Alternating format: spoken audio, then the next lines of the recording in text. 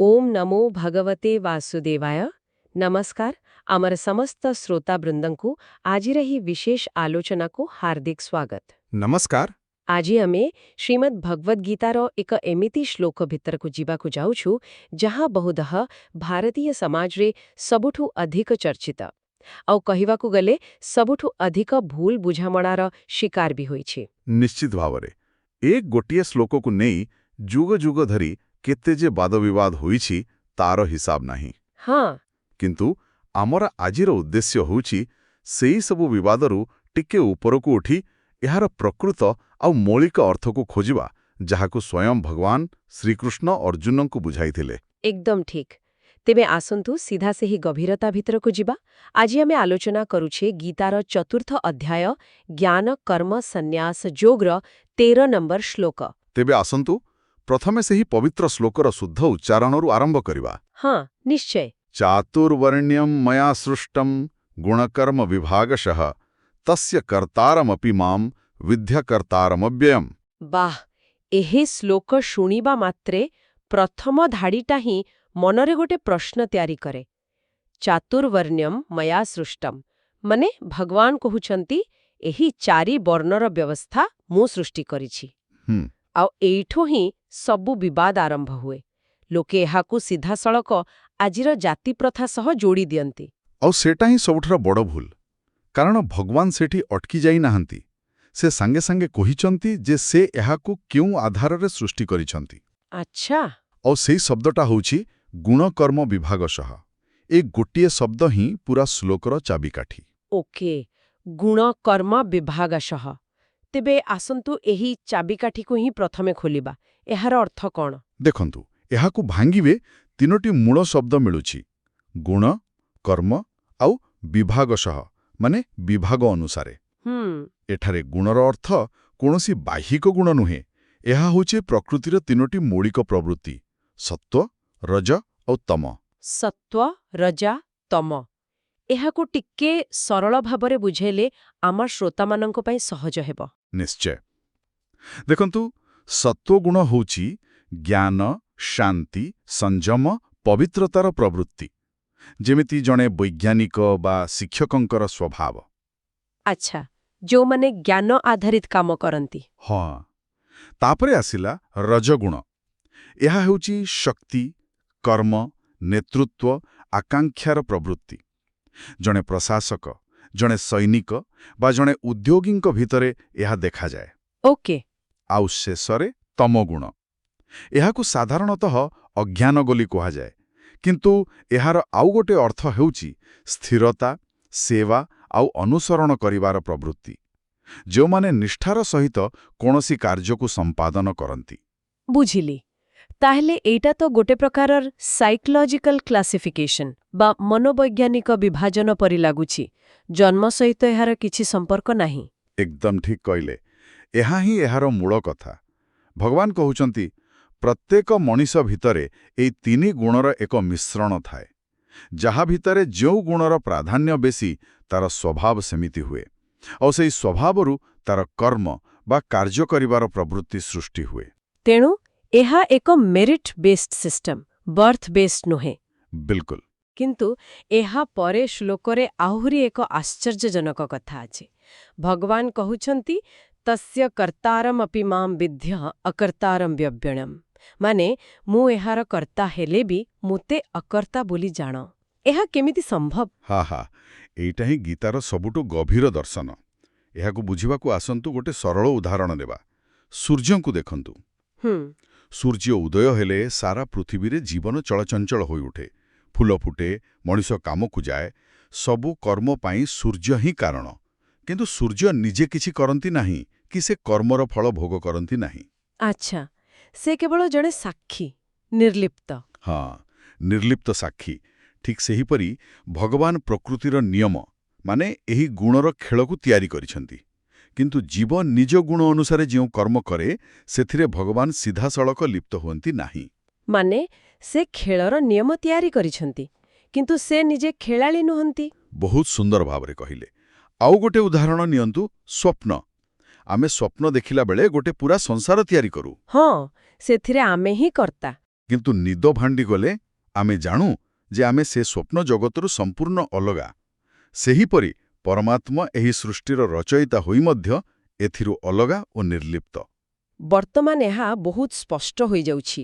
ତେବେ ଏହି ତତ୍ତ୍ୱକୁ ଆମେ ଅର୍ଜୁନଙ୍କର ସେତେବେଳର ମାନସିକ ଅବସ୍ଥା ସହିତ କେମିତି ଯୋଡ଼ିବା? ସେ ତ ଯୁଦ୍ଧକୁ ପାପ ବୋଲି ଭାବୁଥିଲେ। ଏକଦମ। ଅର୍ଜୁନ ଗଭୀର ଦ୍ୱନ୍ଦ୍ୱରେ ଥିଲେ। ସେ ଭାବୁଥିଲେ, ମୁଁ ମୋର ପିତାମହ, ମୋର ଗୁରୁଙ୍କୁ କେମିତି ମାରିବି? ଏହା ପାପ। ସେତେବେଳେ ଭଗବାନ ତାଙ୍କୁ ବୁଝାଉଛନ୍ତି, ତୁମର ଯୁଦ୍ଧ କରିବାର ଯେଉଁ ପ୍ରବୃତ୍ତି, ତାହା ତୁମର ବ୍ୟକ୍ତିଗତ ଇଚ୍ଛା ନୁହେଁ, ତାହା ତୁମର ସ୍ୱଭାବ, ତୁମର କ୍ଷତ୍ରିୟ ଗୁଣରୁ ଆସିଛି। ଆଚ୍ଛା। ଆଉ ନିଜ ଗୁଣ ଅନୁସାରେ ମିଳିଥିବା କର୍ମକୁ କରିବା ହିଁ ସ୍ୱଧର୍ମ। ଏଥିରେ ପାପ ନାହିଁ, ବରଂ ଏହା ଧର୍ମସ୍ଥାପନା ପାଇଁ ଈଶ୍ୱରଙ୍କର ଏକ ବଡ଼ ଯୋଜନାର ଅଂଶ। ତୁମେ କେବଳ ଏକ ନିମିତ୍ତ ମାତ୍ର। ବୁଝିଲି। ତେଣୁ ନିଜ ସ୍ୱଭାବ ଅନୁସାରେ କର୍ମ କଲେ ତାହା ବନ୍ଧନର କାରଣ ହୁଏ ନାହିଁ। ଏହା ହିଁ ତ କର୍ମଯୋଗ। ବିଲକୁଲ।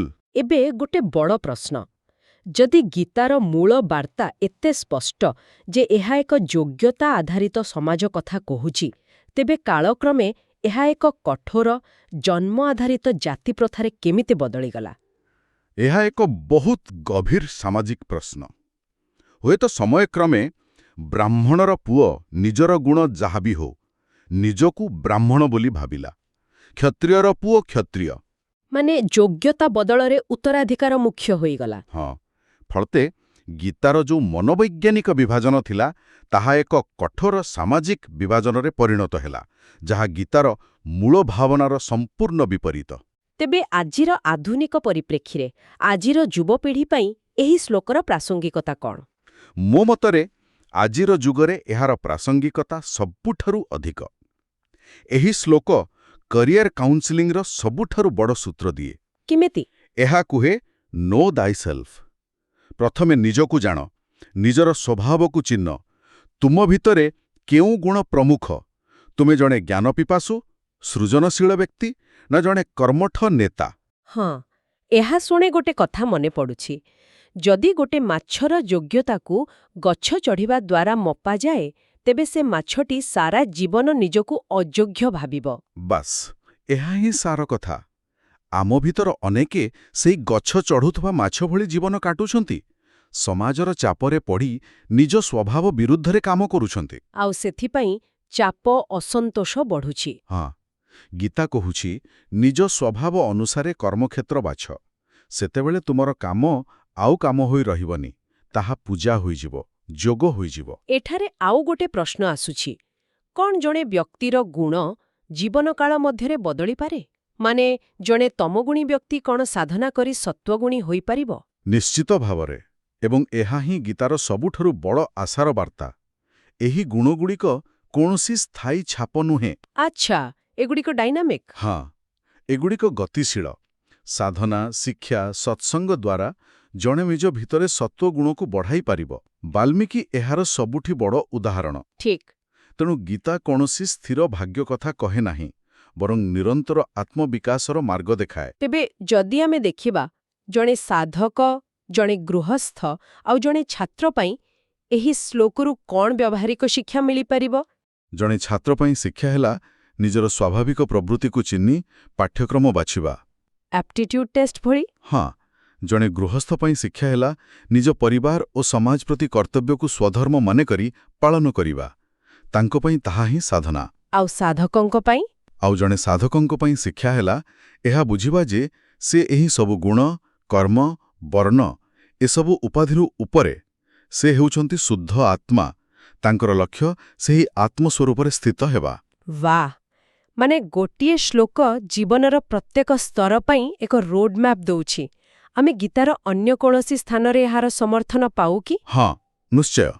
ଗୀତାର 18ତମ ଅଧ୍ୟାୟର 41-44 ଶ୍ଲୋକରେ ଭଗବାନ ଏହି ଚାରି ବର୍ଣ୍ଣର କର୍ମକୁ ସେମାନଙ୍କର ସ୍ୱଭାବ ଅନୁସାରେ ଆହୁରି ବିସ୍ତାରରେ ବର୍ଣ୍ଣନା କରିଛନ୍ତି।